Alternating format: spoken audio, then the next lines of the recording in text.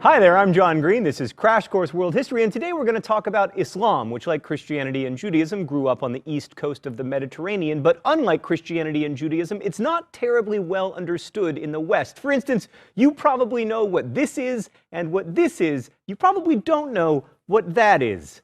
Google it. Mr. Green, why do you think people know so little about Islamic history? Did you just ask an interesting, non-annoying question, me from the past? I think we don't know much about early Islamic history because we don't learn about it, because we're taught that our history is the story of Christianity in Europe, when in fact, our history is the story of people on the planet. So let's try to learn something today. So in less than 200 years, Islam went from not existing to being the religious and political organizing principle of one of the largest empires in the world. And that story begins in the 7th century CE when the angel Gabriel appeared to Muhammad, a 40-ish guy who made his living as a caravan trader, and told him to begin reciting the word of God. Initially, this freaked Muhammad out, as, you know, it would, but then his wife and a couple other people encouraged him, and slowly he came to accept the mantle of prophet. A few things to know about the world Islam entered. First, Muhammad's society was intensely tribal. He was a member of the Quraysh tribe living in Mecca, and tribal ties were extremely important. Also, at the time, the Arabian Peninsula was like this crazy religious melting pot. Like most tribal Arabs worshipped gods very similar to the Mesopotamian gods you'll remember from episode 3. And by the time of Muhammad, cult statues of many of those gods had been collected in his hometown of Mecca in this temple-like structure called the Kaaba. But Arabia was also home to monotheisms like Christianity and Judaism and even a bit of Zoroastrianism,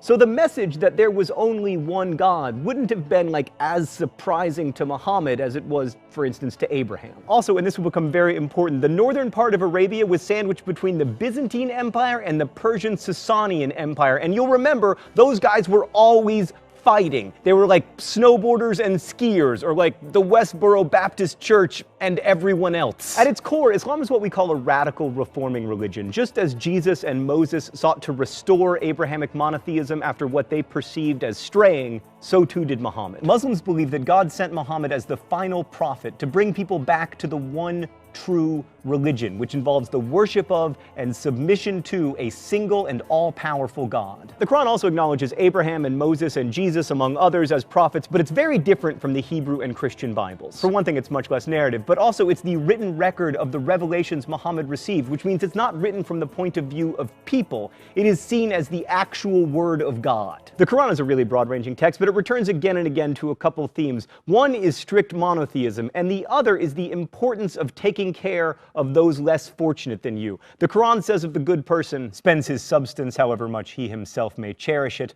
upon his near of kin and the orphans and the needy and the wayfarer and the beggars, and for the freeing of human beings from bondage. These revelations also radically increase the rights of women and orphans, which is one of the reasons that Muhammad's tribal leaders weren't that psyched about them. To talk more about Islamic faith and practice, let's go to the thought bubble. The 5 pillars of Islam are the basic acts considered obligatory, at least by Sunni Muslims. First is the Shahada, or the profession of faith. There is no God but God, and Muhammad is God's prophet, which is sometimes translated as there is no God but Allah, and Muhammad is Allah's prophet, which tries to make Muslims sound other and ignores the fact that the Arabic word for God, whether you're Christian or Jewish or Muslim, is Allah. Second, Salah, or ritual prayer 5 times a day, at dawn, noon, afternoon, sunset, and late evening, which are obligatory unless you haven't hit puberty, are too sick, or are menstruating. Keep it PG, thought bubble. Third, Psalm, the month-long fast during the month of Ramadan, in which Muslims do not eat or drink or smoke cigarettes during daylight hours. Since Ramadan is a lunar calendar month, it moves around the seasons, and obviously it's most fun during the winter, when the days are shorter, and least fun during the summer, when days are both long and hot. Fourth is Zakat, or almsgiving, in which non-poor Muslims are required to give a percentage of their income to the poor. And lastly, Hajj, the pilgrimage to Mecca that Muslims must try to fulfill at least once in their lives, provided they are healthy and have enough money. And there's also more to understanding Islam than just knowing the Quran. Like Judaism with its Talmud and Christianity with its lives of saints and writings of church fathers, Islam has supplementary sacred texts, chief among which is the Hadith, a collection of sayings and stories about the Prophet.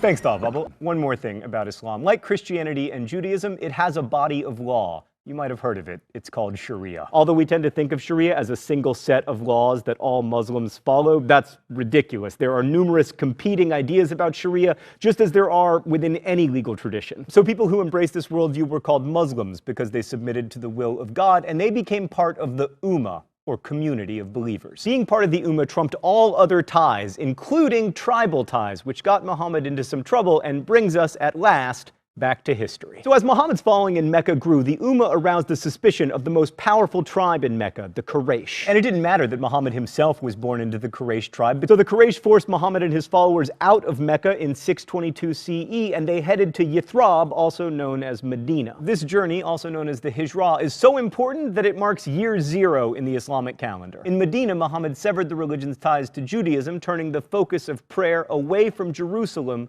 to Mecca. Also in Medina, the Islamic community started to look a lot more like a small empire than like a church. Like, Jesus never had a country to run, but Muhammad did almost from the beginning, and in addition to being an important prophet, he was a good general, and in 630, the Islamic community took back Mecca. They destroyed all those idols in the Kaaba, and soon Islam was as powerful a political force in the region as it was a religious one. And it's because the political and religious coexisted from the beginning that there's no separate tradition of civic and religious law like there is in Christianity and Judaism. So then when Muhammad died in 632 CE, there wasn't a religious vacuum left behind. Muhammad was the final prophet. The revelation of the Quran would continue to guide the Ummah throughout their lives. But the community did need a political leader, a caliph, and the first caliph was Abu Bakr, Muhammad's father-in-law, who was not without his opponents. Many people wanted Ali, Muhammad's son-in-law, to lead the community, and although he did become the fourth caliph, that initial disagreement, to radically oversimplify because we only have 10 minutes,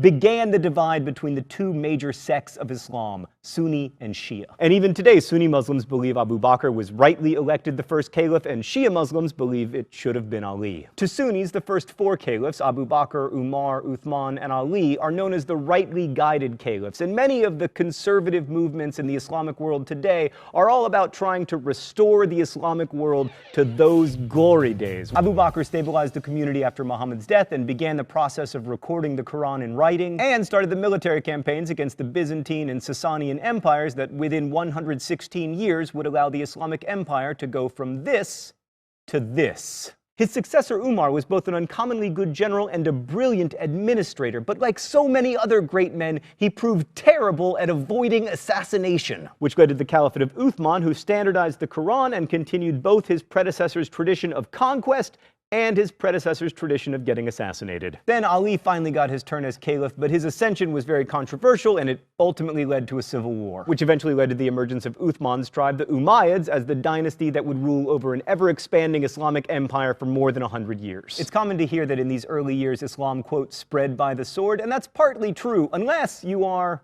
wait for it, the Mongols. Actually, as usual, the truth is more complicated. Many people, including the Mongols, but also including lots of people in Central and East Asia, embraced Islam without any military campaigns. And in fact, the Quran says that religion must not be an act of compulsion. But this much is true. The early Islamic Empire was really good at winning wars. And situated as they were between two very wealthy empires, the Byzantines and the Sasanians, there was plenty to fight for. The first of all were the Sasanians, the last non-Muslim successor to the Persian Empire. They were relatively easy pickings because they'd been fighting the Byzantines for like 300 years and they were super tired. Also, they had recently been struck by plague. Plague, man, I'm telling you, it's like the red tortoiseshell of history.